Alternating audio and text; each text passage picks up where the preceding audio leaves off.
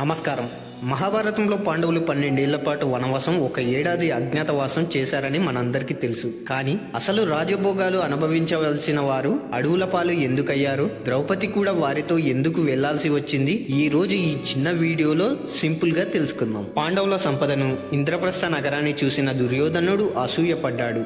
ఎలాగైనా ఆ రాజ్యాన్ని తనే తీసుకోవాలని కుట్ర పన్నాడు. అందుకు తన మేనమామ అయిన శకుని సహాయం కోరాడు. శకుని మాయాజూదంలో ఆరితేరినవాడు. ధర్మరాజుని జూదం ఆడడానికి పిలుస్తారు. ధర్మరాజుకి జూదం ఆడటం ఇష్టం లేకపోయినా క్షత్రియ ధర్మం ప్రకారం ఎవరైనా పిలిస్తే కాదనకూడదని ఒప్పుకుంటాడు. శకుని తన మాయా పాచికలతో ధర్మరాజుని ఓడిస్తాడు. ఆవేశంలో ధర్మరాజు తన రాజ్యాన్ని, ఆస్తులను, తమ్ముళ్లను, చివరికి తనను తాను కూడా పందెంగా పెట్టి ఓడిపోతాడు. అప్పుడు శకుని ద్రౌపదిని పందెంగా పెట్టమని ప్రేరేపిస్తాడు. దురదృష్టవశాత్తు ధర్మరాజు ద్రౌపదిని కూడా పందెంలో ఓడిపోతాడు. సభలో ద్రౌపదికి అవమానం జరుగుతుంది. అప్పుడు ధృతరాష్ట్రుడు జోక్యం చేసుకుని పాండవులకు మళ్లీ రాజ్యాన్ని ఇచ్చేస్తాడు. కానీ దుర్యోధనుడు పట్టుబట్టి రెండోసారి జూదమాడమని ఆహ్వానిస్తాడు. రెండోసారి జరిగిన జూదంలో ఓడిపోయిన వారు 12 ఏళ్ల పాటు అడవిలో గడపాలి, 1 ఏడాది అజ్ఞాతవాసం చేయాలి. ఒకవేళ అజ్ఞాతవాస సమయంలో ఎవరైనా గుర్తుపడితే మళ్లీ మొదటి నుండి 12 ఏళ్లు వనవాసం చేయాలి.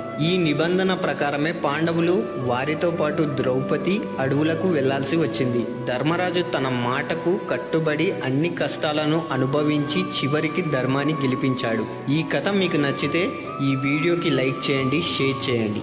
మరిన్ని మహాభారత విశేషాల కోసం మా ఛానల్ని సబ్స్క్రైబ్ చేసుకోండి.